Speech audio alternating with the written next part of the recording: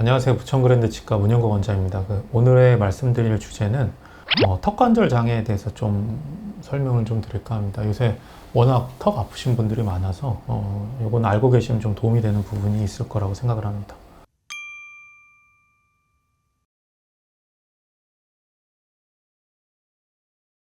요거 그림을 좀 보시면은 여기 보시면 여기 턱관절이 이렇게 있거든요. 위턱뼈가 여기 이렇게 있어요.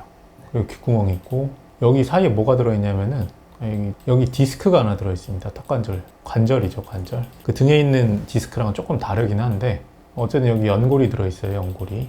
근데 이 디스크가 이제 우리가 이 디스크가 있기 때문에 이 위에서 이제 턱을 벌렸다 닫았다 하면서 부드럽게 움직일 수가 있는 거죠. 근데 이 디스크라는 거는 등에 있는 디스크도 마찬가지인데 계속 소모가 되기만 해요, 이거는. 왜냐면 등에 있는 디스크도 다르면은 그게 재생되거나 그러진 않잖아요. 이것도 마찬가지로 일생 동안 벌렸다 닫았다 하다 보면은 점점 이게 얇아지고 나중에 이제 문제가 생깁니다. 그래서 디스크라는 걸 이해하시려면은 소모품이다라고 생각을 하셔야 돼요. 그러니까 저기는 뭐 고쳐서 다시 치료해서 쓰고 뭐 이런 개념이 아니고 아껴 쓰는 조직이다 라고 생각을 좀 하시면 될 것 같아요.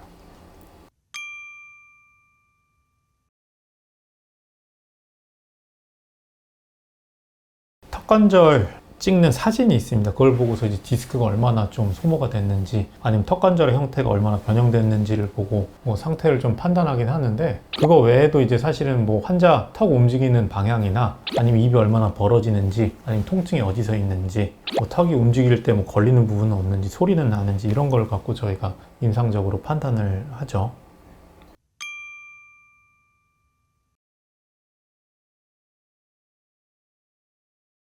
그러니까 이제 제일 흔히 나타나는 게 소리예요, 소리. 뭐냐면 입 벌릴 때 자꾸 입에서 이렇게 턱에서 뚜둑 소리가 나거든요. 딱딱딱 소리. 그게 뭐냐면은 이 디스크가 중간에 자꾸 빠지는 거예요. 빠지면서 위턱뼈랑 자꾸 부딪히면서 딱딱 소리가 나는 건데, 그 말은 디스크가 이제 점점 안 좋아지고 있다, 무리하고 있다, 이렇게 해석을 하면 되거든요. 그래서 우리가 이제 디스크를 언제 쓰는지를 좀 알아야 되는데, 디스크를 쓰는 행동이 거의 두 가지라고 보시면 돼요. 뭐냐면 입 크게 벌리는 거. 그때마다 이제 디스크가 자꾸 들어왔다 놨다 하면서 소모가 되고요. 그리고 어금니 부분을 특히 꽉 물고 하는 것들. 그때 디스크 여기 또 하중이 또 걸립니다, 이쪽에. 그러면서 또 여기 무리가 가고. 그래서 두 가지 행동을 많이 하면은 디스크가 안 좋아지는 거죠. 그래서 그 초기 증상으로 이제 소리가 난다든지 이런 것들이 자꾸 나고요. 턱관절 치료를 할 때 이거는 만성질환이라서 의사가 해드릴 수 있는 게 아주 많지는 않아요. 근데 그 중에서 이제 제가 봤을 때 진짜 안타까운 케이스들이 뭐가 있냐면은 턱이 빠지는 경우가 있거든요. 근데 이게 양쪽이 다 빠지면 입이 안 벌어지니까 그냥 바로 와요, 병원으로. 근데 한쪽만 빠지는 경우가 있어요, 한쪽만. 그럼 입은 벌어지는데 뭔가 턱이 이상해요, 뭔가. 근데 그때 빨리 와가지고 치료를 받으면은 뭐냐면 빠진 거를 빨리 맞춰주면은 아주 바로 좋아지는데, 그 상태에서 막 몇 년 동안 그냥 방치하고 사시는 분들이 있어요. 그러면 그게 만성질환으로 굳어서 턱이 이제 돌이킬 수 없을 정도로 망가지거든요. 그거를 확인해 보려면은 뭔가 이제 입을 벌리고서 턱을 이렇게 좌우로 이렇게 움직일 때 한쪽에 걸려서 한쪽으로 안 가요. 그러면은 한쪽이 빠졌다고 보시면 돼요. 오셔가지고 빨리 정복을 해주면은 다시 제 위치로 돌려주는 거죠. 갑자기 그 몇 년 동안 힘들었던 것들이 갑자기 싹 회복되는 그런 결과가 나와서 좋죠. 실제로 그런 환자들이 꽤 많았었어요. 빠진 줄도 모르고 있다가 막상 와서 계속 몇 년 동안 계속 고생한 거예요. 뭐 여기 갔다 저기 갔다 약 먹었다가. 근데 힘주고 그냥 바로 턱 위치 돌려주니까 바로 돌아오는데, 그것 때문에 그 고생을 했던 거죠. 그러니까 그런 부분은 좀 너무 안타깝죠, 그거는.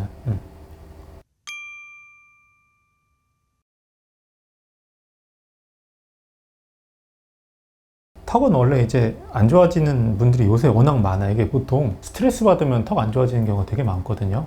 그러니까 어떤 분들이 주로 그러냐면은 잘 때 이갈이 있는 분들, 아니면 잘 때 클렌칭이라서 꽉 물고 자는 분들이 굉장히 안 좋아져요, 턱이. 그리고 또 턱관절 환자를 제가 진짜 많이 봤는데 거의 공통적으로 나타나는 부분이 뭐가 있냐면은 앞니 쪽에 부정교합이 있어요, 항상. 앞니 부분이 살짝 이렇게 떨어져 있어요, 다. 앞니가 떨어져 있으면은 어금니 부분에 힘이 굉장히 많이 실리거든요. 그럼 어금니 부분에 힘이 많이 실리면 턱관절에도 힘이 많이 실려요. 근데 그런 상태에서 이제 아까 말한 이갈이나 클렌칭 같은 게 겹쳐지면은 엄청나게 이제 파괴적으로 이 턱관절을 망가뜨리거든요. 그러니까 이제 그런 사람들이 보통 이제 턱에서 갑자기 통증 오거나 갑자기 소리가 심해지거나 관절염 생기면서 갈리는 소리, 뭔가 이렇게 막 사각사각거리는 소리 나서 오시거나 뭐 그런 식으로 오시죠. 그래서 일단은 소리 나고 이러면은 턱을 좀 안 써야 돼요. 아까 말씀드린 대로 뭐가 안 쓰는지를 알아야 되니까 크게 벌리지 말고 치아 최대한 안 부딪히고, 그래야지 턱이 좀 쉴 수가 있겠죠. 근데 아까 말씀드린 이갈이 있거나 이러면은 눈 깨 있을 때 쉬더라도 허건 날 계속 갈아대니까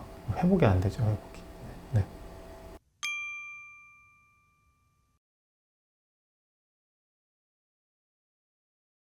제일 쉽게 하는 게 이제 물리치료랑 결국에는 이 턱 관절을 쓰는 근육이 저작근, 이게 주로 이제 쓰는 근육이거든요.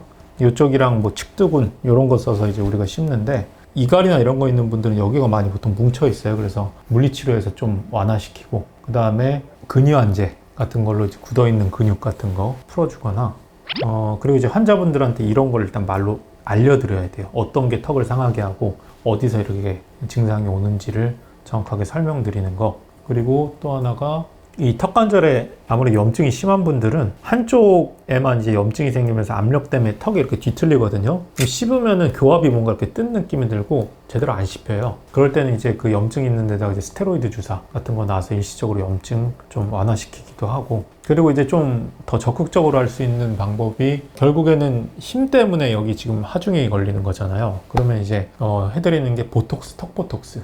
뭐냐면 턱 근육에다가 주사를 놔서 근육 크기를 확 줄여버리는 거예요. 그럼 이게 뭐냐면은 그 여자분들 턱 얄쌍해지려고 맞는 거랑 똑같거든요. 그거 나서 힘을 줄여버리면은 아무래도 턱에도 가해지는 하중이 좀 줄어들죠. 이제 요거는 뭐 사실은 미용적으로도 좋으니까 뭐 그렇게 환자분들이 좋아하죠, 아무래도. 그리고 이갈이 장치. 잘 때 이제 끼고 자는 장치인데 이것도 이제 장치가 종류가 되게 많아요. 근데 그 중에서 이제 제일 많이 쓰는 게 이제 잘 때, 이갈 때 이 힘을 어금니 쪽으로 많이 안 가게 이제 좀 보호해주는 장치가 있어요. 그거를 만들어서 제가 잘은 안 만들어 드리는 이유가 이게 이제 계속 껴야지 의미가 있거든요. 근데 환자분들이 한 1, 2주 끼다가 좀 괜찮아지면 그냥 안 껴요. 그럼 이게 또 몇 달 안 쓰면 또 새로 만들어야 되거든요. 그러니까 그럴 바에는 차라리 보톡스 맞는 게 더 나아서 보통 보톡스 먼저 맞고 안 되면 이갈이 장치로 넘어가고 뭐 그런 식으로 많이 합니다. 그리고 이거는 만성질환이라서 사실은 완치라는 게 없다는 걸 아셔야 돼요.